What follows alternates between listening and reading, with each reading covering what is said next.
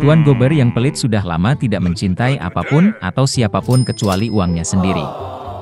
Dia tidak mengerti kegembiraan yang diberikan Natal dan Tahun Baru bagi orang lain. Karena itu, pada malam liburan, lelaki tua itu menolak membiarkan asistennya pulang kerja lebih awal yang ingin membelikan hadiah untuk putranya. Tuan Gober bahkan menolak undangan keponakannya untuk merayakan Natal bersama keluarganya dan juga menolak untuk menyumbangkan uang untuk membantu anak-anak yang membutuhkan.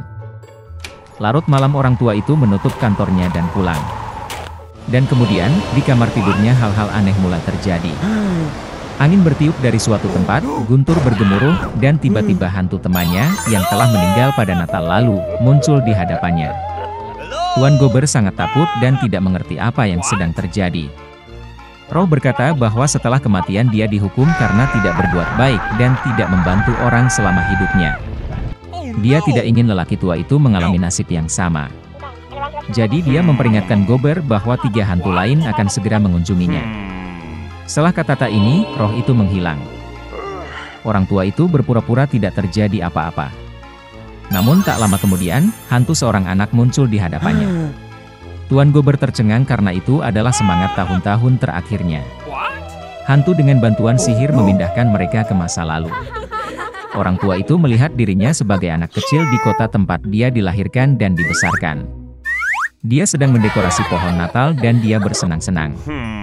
Kemudian Tuan Gober melihat dirinya di masa mudanya, pada hari ketika, dengan penuh kegembiraan dan harapan, dia melamar kekasihnya. Setelah itu, laki tua itu melihat dirinya menjadi dewasa. Istrinya menangis, dan dia tidak mengerti mengapa dia memutuskan untuk berpisah dengannya. Faktanya adalah bahwa Gober tidak lagi memperhatikannya, tetapi hanya memikirkan uang. Orang tua itu tidak bisa melihat dirinya sendiri dari luar, dan meminta hantu untuk mengembalikannya. Roh itu akhirnya menghilang, tetapi hantu lain muncul menggantikannya. Dia membawa Gober ke rumah asistennya pada malam Natal. Seluruh keluarga sedang duduk di meja yang buruk. Orang tua itu yakin bahwa mereka semua membencinya, tetapi dia menjadi yakin bahwa sebenarnya tidak demikian. Ajudan itu bersulang untuk kesehatan Tuan Gober, dan istrinya dengan senang hati ikut bersulang. Dan kemudian orang tua itu memperhatikan bahwa putra asistennya sakit. Gober merasa kasihan pada anak itu dan malu atas perilakunya. Kemudian hantu itu membawa lelaki tua itu ke rumah keponakannya. Seluruh keluarganya senang dengan liburan itu. Yang terpenting, mereka meninggalkan tempat duduk di meja untuk Tuan Gober. Orang tua itu tidak menyangka akan melihat ini, dia selalu berpikir bahwa seluruh keluarga membencinya. Akhirnya hantu itu menghilang, tetapi roh tahun-tahun mendatang muncul menggantikannya. Dia membawa Tuan Gober ke pemakamannya sendiri. Semua orang mengatakan bahwa menjadi lebih mudah bagi mereka ketika lelaki tua itu akhirnya meninggal. Baru kemudian dia menyadari bahwa sepanjang hidupnya dia tidak membawa kebaikan kepada siapapun. Kemudian Gober melihat asistennya membawa bunga ke kuburan putranya. Orang tua itu tidak bisa lagi melihatnya, dan meminta hantu untuk membawanya kembali.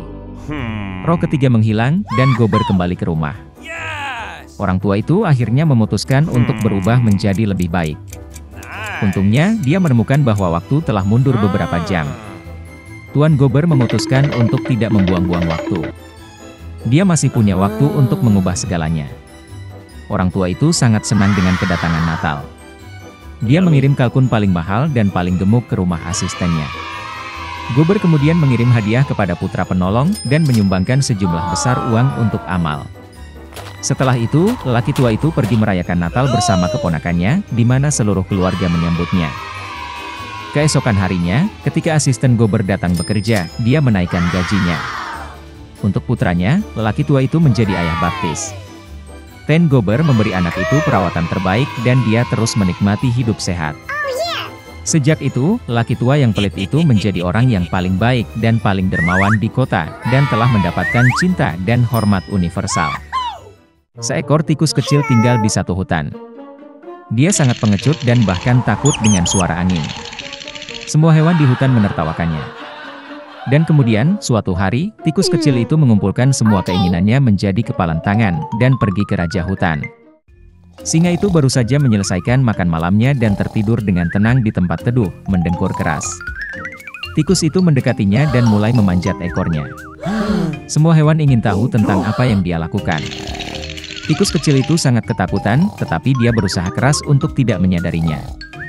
Dia naik ke punggung singa, dan dengan pandangan penting muncul di depan teman-temannya. Dan kemudian singa itu bangun. Dengan satu gerakan dia melemparkan mouse ke tanah dan menggeram dengan mengancam. Semua hewan lain sangat senang. Mereka mengira singa itu akan menelan tikus. Tapi sebaliknya, singa bertanya apa yang dia lakukan di punggungnya. Mengumpulkan semua keinginannya menjadi kepalan tangan, tikus itu meminta Raja Hutan untuk membawanya di bawah sayapnya, sehingga dia tidak lagi takut pada siapapun atau apapun. Karena dia adalah hewan paling pengecut di hutan.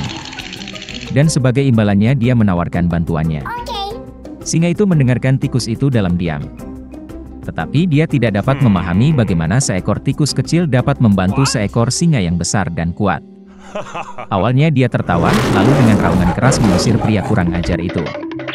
Tikus itu langsung lari, senang singa tidak mau memakannya. Semua hewan lain mengejarnya. Beberapa waktu telah berlalu. Singa itu kelaparan dan pergi berburu. Tapi dia tidak memperhatikan jebakan yang dipasang oleh para pemburu, dan jatuh ke dalamnya. Raja binatang buas tergantung di udara, terperangkap dalam jaring berburu.